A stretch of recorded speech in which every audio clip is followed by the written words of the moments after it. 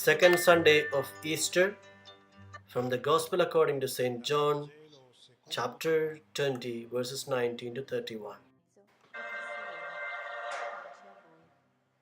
Then the same day at evening, being the first day of the week, when the doors were shut where the disciples were assembled for fear of the Jews, Jesus came and stood in the midst and said to them, Peace be with you. When he had said this, he showed them his hands and his side. Then the disciples were glad when they saw the Lord. Peace to you. As the Father has sent me, I also send you. And when he had said this, he breathed on them and said to them, Receive the Holy Spirit. If you forgive the sins of any, they are forgiven them. If you retain the sins of any, they are retained. Now Thomas, called the twin, one of the 12, was not with them when Jesus came. The other disciples therefore said to him, We have seen the Lord. Unless I see in his hands the print of the nails, and put my finger into the print of the nails, and put my hand into his side, I will not believe. And after 8 days his disciples were again inside, and Thomas with them. Jesus came, the doors being shut, and stood in the midst. Peace to you. Then he said to Thomas, Reach your finger here, and look at my hands, and reach your hand here, and put it into my side. Do not be unbelieving, but believing. My Lord and my God. Thomas, because you have seen me, you have believed. Blessed are those who have not seen, and yet have believed.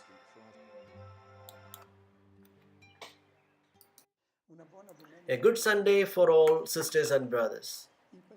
In this second Sunday of Easter, the liturgy presents an evangelical text with two scenes. The dinner of the disciples, when the Lord stands in their midst on the night of Easter, and Thomas is not present with them. Then, 8 days later, when the Lord appears among the assembled disciples, and this time Thomas is present. The scenario is different from the manifestation that took place on the morning of Easter, when, in the open air, in the garden next to the tomb, the risen one appeared to Mary Magdalene. Here we are in a closed place, in a house. The doors are closed because of the fear of the disciples. Here the evangelist highlights to say, above all in this detail, that the Lord comes, he shows himself, but does not come to our corruptible material world. He comes from above, in a condition that is no longer ours. It's him, but it is not him anymore.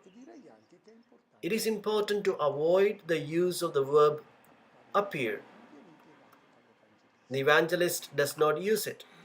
He says, Jesus came and stood in the midst of them.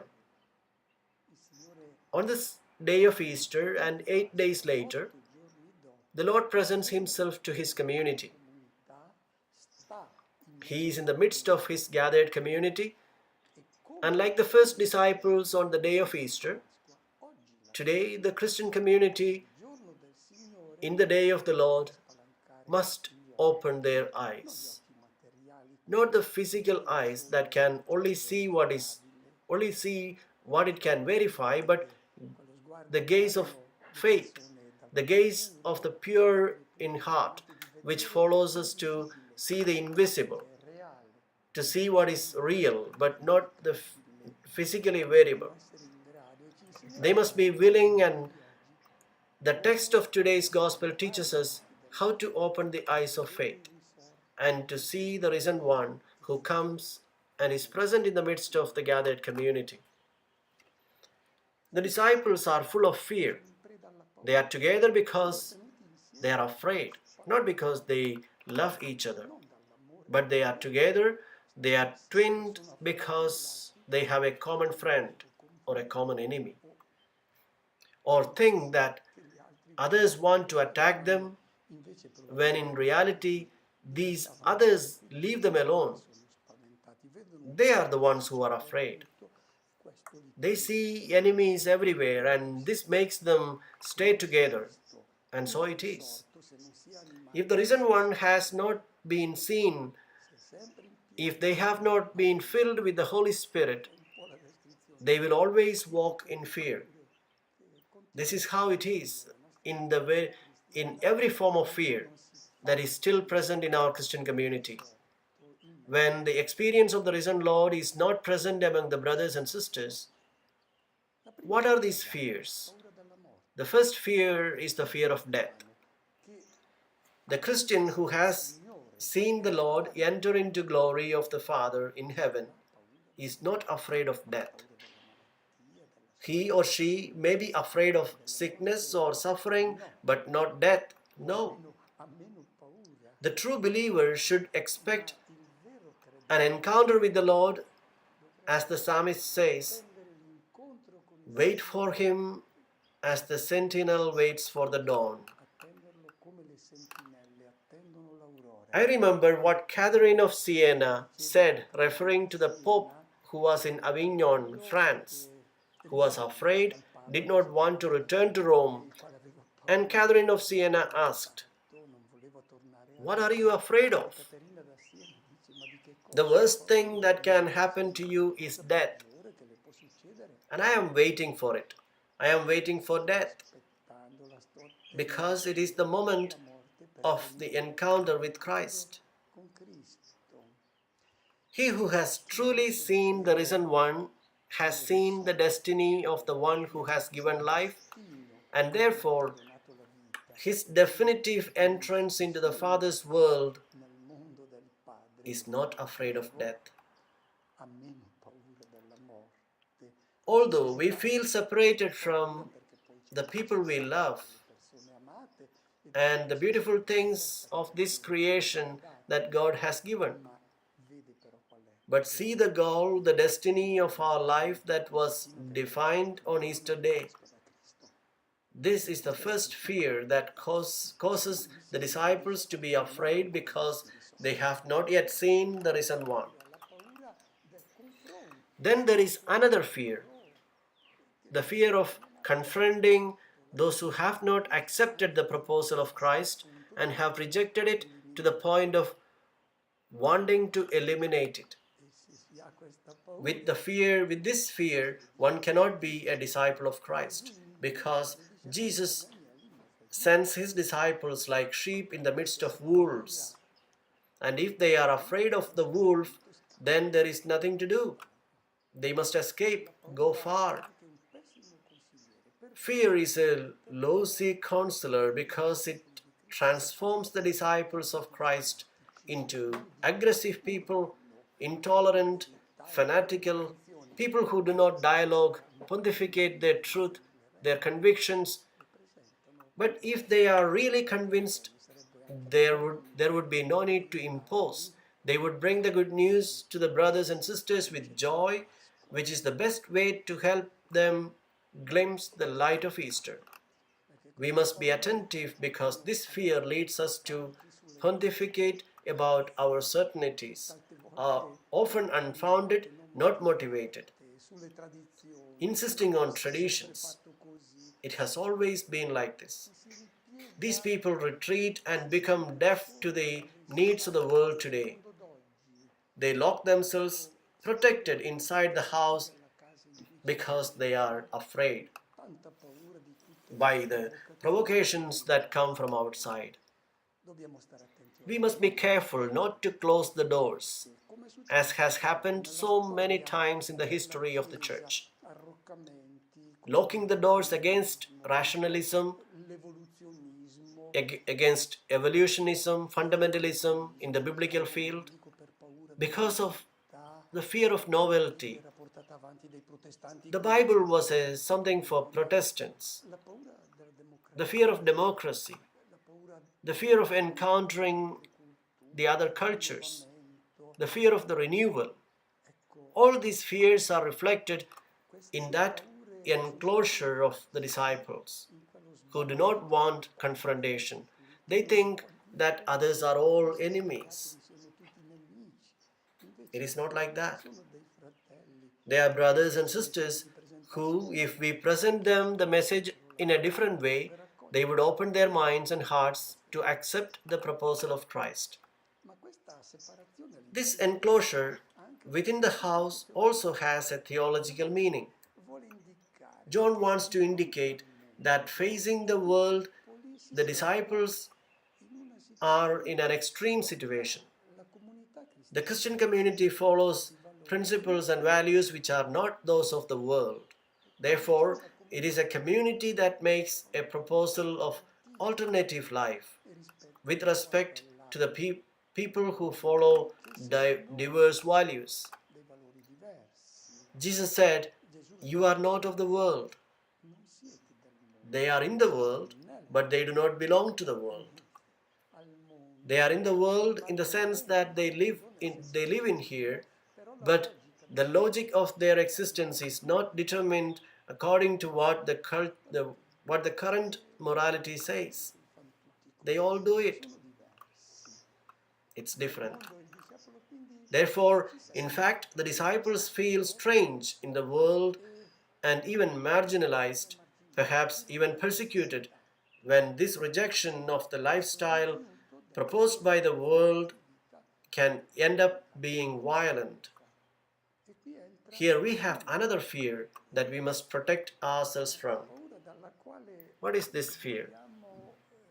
If one affirms having seen the risen one, not physically but with the gaze of faith, if one bears witness to one's faith, it is scary.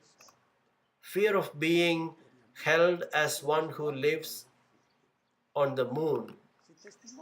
They look at him like a lunatic because people are contemplating the reality of this world and see nothing else. Then they ask, "What does this guy say? He lives out of this world." And they can take him as a little crazy. We remember what happened to Paul in Athens when he spoke about the resurrection. They began to mock him. "We will listen to you another occasion," they said. Let us try to ask ourselves, who among us has the courage to respond to someone who asks you to explain your choice of life? The young man who goes to the disco that behaves differently or does not accept certain moral guidelines, who can answer those who ask, "Why do you behave this way?" Who could answer, "It is because I have seen the risen one"? None of us has the courage to be a witness to our faith. This is fear. It takes a certain modesty to declare that we believe in the risen one, that we have seen the risen one, not with the physical vision, but with the gaze of the believer. This is also applicable for us priests of what happened on Easter night. We do not have the courage to speak about the light that has come on Easter night, the light that has illuminated all the tombs. Jesus is presented to this community that is gathered, but with fear. He stands in the midst of the disciples and says, "Peace be with you." It is not that he appears. That verb is not used, but it says they have seen, ophe in Greek. The verb has many meanings. What is important is that in the middle of this community of assembled disciples, Jesus stands. More than an apparition, it is narrated as a beginning of a new presence of Jesus. It is no longer the physical presence, material in the former one, but a new, stable presence. And some experience this presence. The risen one shows his hands and his side, and the disciples rejoiced. Happiness comes finally when they open their eyes and become aware that the risen one is in the midst of us. He shows the hands and the side. This is not a banally apologetic detail to show his material physical presence as a risen person. He shows his hands and side. They are his identity card. They are the manifestation of all his love. They are the hands that have been nailed, hands that have only done good. And from the side has flowed blood, which is life, as water is a sign of the Spirit. Life that has been shed for the world, which is the life of God that has been donated. This happens after the Sabbath on Easter Day. Then comes the second scene, 8 days later. Thomas had not been present at the first manifestation of the risen one, but he is present 8 days later. Thomas is always called Didymus, which means twin. We wonder who is the twin because the text speaks of it several times. Thomas the twin is his nickname. He is our twin. Let us see why this Thomas is likened to us. Because we too will follow the same path to meet the risen Lord who is manifested on the day of the Lord. First of all, who is Thomas? Thomas appears 3 times in the Gospel of John. He appears the first time when Jesus wants to go to Judea, and Thomas says, "Let us also go and die with him." They wanted to dissuade Jesus, but Thomas goes to Judea. Let us die, the end of everything. He has not made the experience of Easter. Therefore, for him, the fate of death is just that. Go to die. He then appears in the upper room when Jesus speaks to the disciples and says, "Where I go, you know the way." And Thomas says, "We do not know where you are going. How are we going to know the way?" Here is our brother Thomas, our twin, because he is the one who wants to understand. It is not like so many Christians today who claim to have understood everything about faith. Those who behave like Thomas, as Christians, want to understand. He does not accept things he cannot understand. Explain to me where you are going and which is the way. Happy are those like Thomas who put this question. Jesus then explains it. I am the way, the truth, and the life. Thomas is presented as one of the 12. Why did he get away? He is not present when the risen one is manifested on the day of Easter. One reason is probably because he does not understand why others have to lock themselves inside. He is outside. He is not afraid. Therefore, Thomas is a twin of those who do not feel superior or inferior to the others, and says that he does not understand why the others have been locking themselves up. Thomas is not a twin of those who move away from the Christian community because at some point they despise it, feel superior, judge those who are within the Christian community, which are worse than others. Thomas is not the twin of these people. He is not a twin of those who embrace another religion out of doubts. He has not left the community. He has moved away momentarily because he does not understand certain choices that the brothers have made. He does not judge them.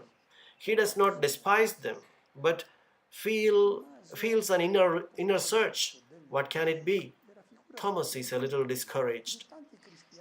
He is a twin of so many Christians of today who can identify themselves with him. For example, those who momentarily take a little distance from the Christian community because there have been scandals with devastating results, an interior option. They know that the community is not like this, but they suffer and withdraw for a moment from the community. Or those Christians who are disillusioned with certain religious manifestations that have little to do with faith. And that, in fact, in the long run, they lose credibility and move away from these manifestations. Also, of those who are disillusioned of the heavy ecclesial structure, not very evangelical, politically committed to power, or with a medieval clerical triumphalist church.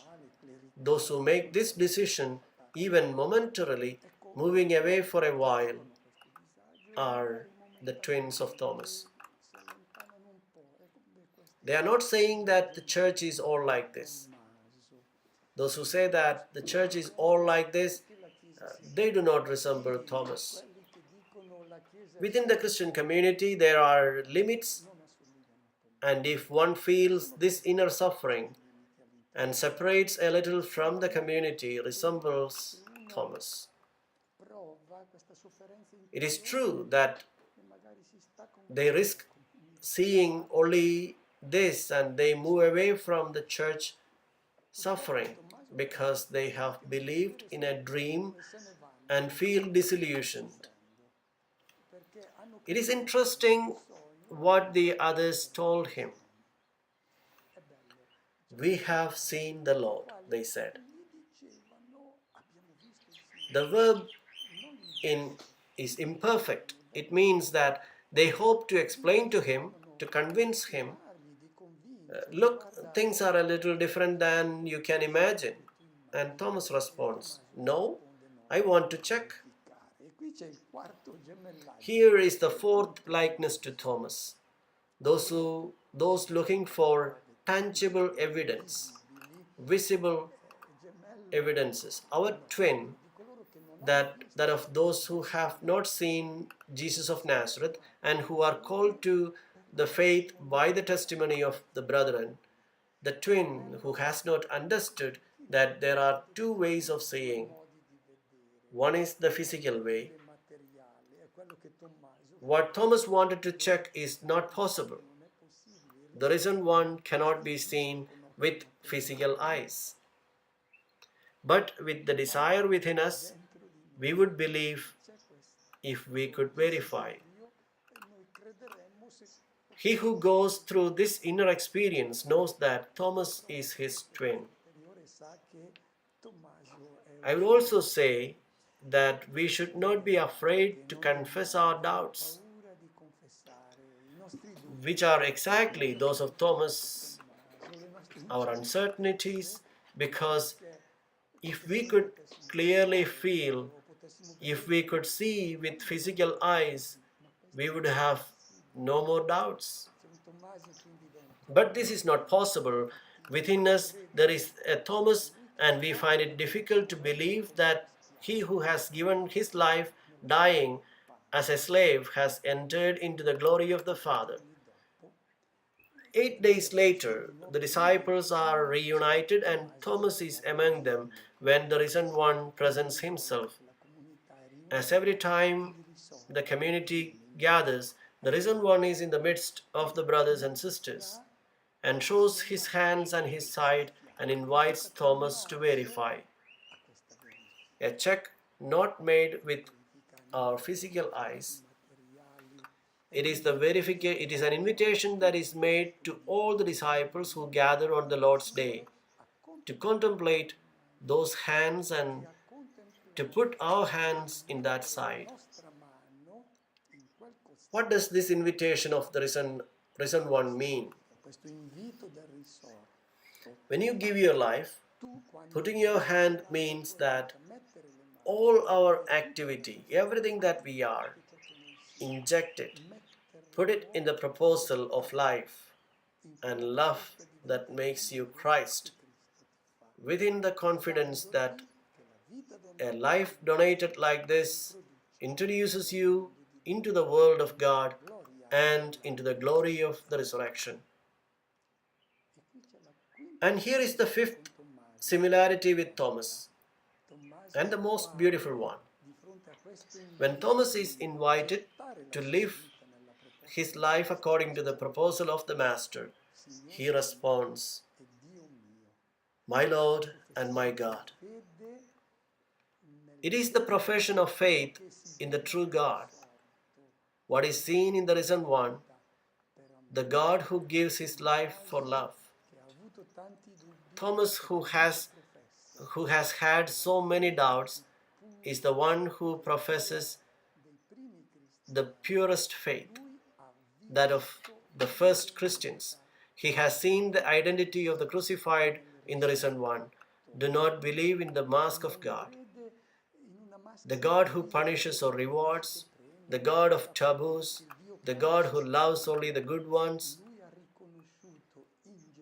Thomas has acknowledged in Jesus, who has donated his life, the true God who cannot be but the crucified one by love. The certainty of having seen and touched the hands and the side of Jesus is the certainty which can only be seen with the eyes of faith. A gaze that must be opened every time that, together with the community, we hear the voice of the Lord, and in the Eucharistic bread we touch his life proposal, which is to become bread for love. If you will, I wish you all a good Sunday and a good week. Words of joy and hope.